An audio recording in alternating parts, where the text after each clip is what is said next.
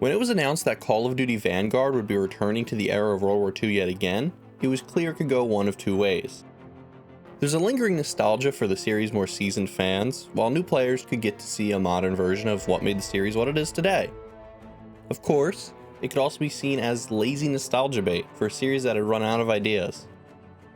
For better or worse, Call of Duty has a formula. Games of recent years have swayed somewhat from that formula, yielding various results, but it's now time to return to the series' roots, whether we want to or not.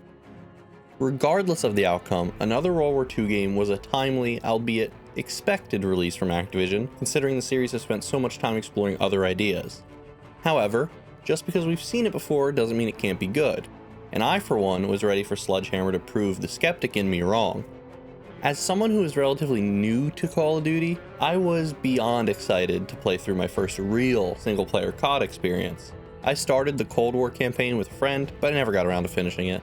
I had high hopes for Vanguard's campaign. In the past, many of the COD campaigns have established some truly iconic moments in gaming, like All Gillied Up or the Press F to Pay Respects meme. So I was hoping to get to see some of that magic for myself. What I got, however, was kind of a mixed bag.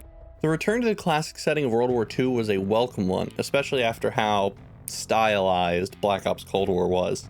Although we've seen plenty of takes on the Second World War, it was cool to see it again with better graphics, larger areas, and bigger scale battles than the series had ever seen. Narratively though, Call of Duty's long history with the World War II era has both pros and cons. It was clear that Sledgehammer didn't want to retread any ground in terms of battles that the series had already seen, so we end up with a mixed bunch of different battles and missions from different times and places from around the world.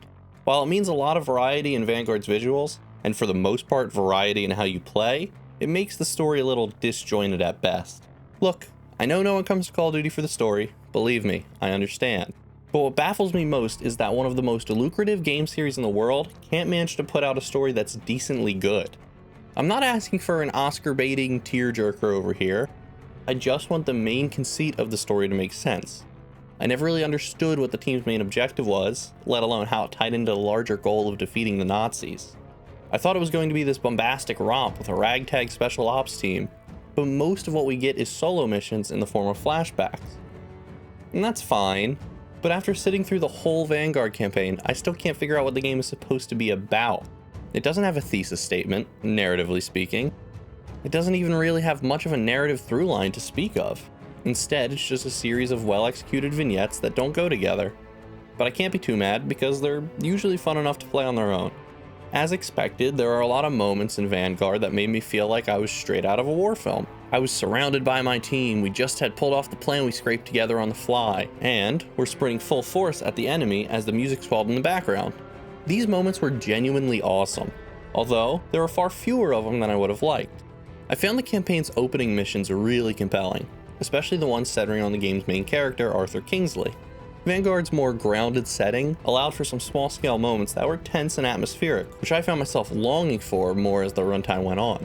After a while, it all devolved into gunfight after gunfight with little respite, especially in the last third.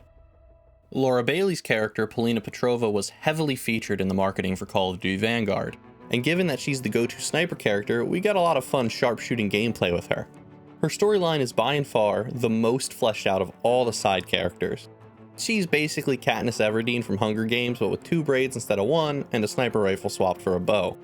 I wish her character had developed to be more than snarky badass with a chip on her shoulder, but I can say the same about pretty much all of the other characters, with a few variations here and there. The gameplay pulls from mechanics previously introduced in Modern Warfare, like mounting weapons on flat surfaces, interactable doors, and takedowns. Some new gameplay features are also introduced, with each playable character in the group getting their own unique abilities. Arthur, who serves as the unit's leader, gets a call-out ability, wherein he commands the team where to fire. It's useful for drawing fire so you can move up and find cover, or to prioritize particular enemies that are giving you trouble. Polina has the ability to draw enemy sniper fire with light glinting off of her knife, and demolitions expert Lucas can carry 4 different types of lethal equipment. The most baffling of these abilities is that of Wade, the fearless pilot character. He has something called Focus, which is basically just the listen mode ability from The Last of Us. It's introduced during one of the larger stealth sections in the game, but Focus can also be used in combat, where all you have to do is aim down sights, fire, and the game takes care of the rest in super slow-mo. I guess the narrative justification for this is that Wade is a hotshot with basically no regard for danger, but I can't help but feel it's out of place in an otherwise pretty grounded experience.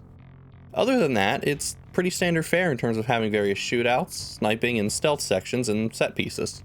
You do get one big battle arena around halfway through Vanguard, which is pretty cool and utilized a lot of verticality, but sadly, that was the only one we saw throughout the whole campaign. I'll admit, there were times where I got pretty frustrated, but it was standard fare for linear single-player games. If I didn't do everything exactly how it wanted, I'd get killed almost immediately. I even had my roommate come and play one of the fights for, well, a few reasons, but the biggest being that I got super exasperated because I couldn't do what the game wanted me to do. I don't have a ton of points of reference here, but Vanguard's multiplayer is easily my favorite Call of Duty experience so far. The series has really refined the first-person shooter experience over the years, and I think this year's entry is a prime example of that. Vanguard launched with a total of 20 multiplayer maps across various game modes, which is staggering compared to the 10 Cold War went live with, although that number has risen since to 23. The difference of having double the maps is definitely noticeable and makes the experience feel much more varied. Vanguard's maps also have an increased focus on verticality, particularly with Berlin, Hotel Royale, Subpens, and Tuscan. This opens up all kinds of possibilities, from sniping spots to flank routes, and it's just a testament to some really strong game design. And the guns, oh baby, the guns. I'm not sure what they put in the coffee of whoever designed these guns at Sledgehammer, because they are truly a joy to use. My favorite is the MG42, which is causing me to neglect leveling any of my other guns because I just can't put it down. There was always something about the guns in Cold War that felt a bit floaty to me, but Call of Duty Vanguard corrects this problem and then some. My real-world experience with guns is pretty limited, but I can say with certainty that this is the closest one-to-one I've ever felt in a game. They're punchy and satisfying and everything I want my guns to feel like in a first-person shooter. The reappearance of kill streaks is a fun one too. I know score streaks from Cold War were an attempt to get players to focus on the objective more, but honestly, I haven't noticed a difference in how people play. Plus, kill streaks feel more gratifying somehow. The gang's all here with the regular modes like Team Deathmatch, Domination, and Kill Confirmed. But one of the best new modes is Patrol. There's a zone that appears on the map, a la Hardpoint, but instead of disappearing and reappearing somewhere else, it moves continuously around the map. On paper, it doesn't sound like this would be all that different, but the way it plays is refreshingly novel, and overall, a blast. The movement makes fights feel more dynamic because cover and sightlines are constantly changing. The standout addition to multiplayer though is its combat pacing system. Now when entering matchmaking, players have the option to choose the number of players in their game. A tactical option offers 6v6, Assault includes 10v10 or 12v12, and Blitz features up to 24v24 players. Each of the different pacings is offered on every single multiplayer map. I love this so much because the different sized games really do make a different play experience, and sometimes you're more in the mood to play one over the other. Good on you, Sledgehammer, because this rocks. Vanguard's multiplayer also introduces a mode called Champion Hill. You can play solo, in duos, or in trios, and the basic premise is that you play in alternating buying and combat rounds in a round-robin tournament.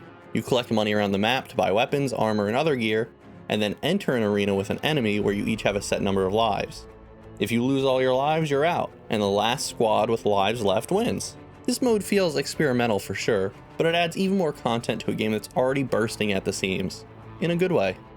There are a few annoyances when it comes to gameplay, like the game requiring you to look at an item to be able to interact with it, rather than just if the prompt is on screen.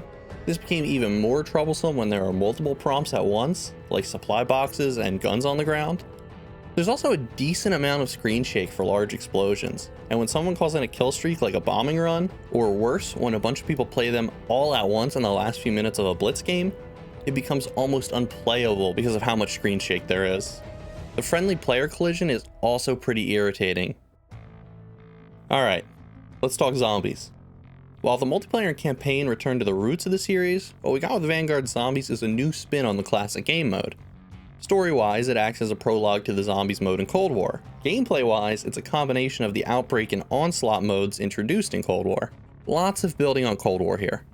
You start in a hub world with all of the various upgrades you get placed around the map. There are also portals around the world leading to objectives to complete. These basically count as different waves, and the 3 different objectives at launch include Harvest, where killing enemies gives you runes to pick up and then you deposit into a receptacle to progress.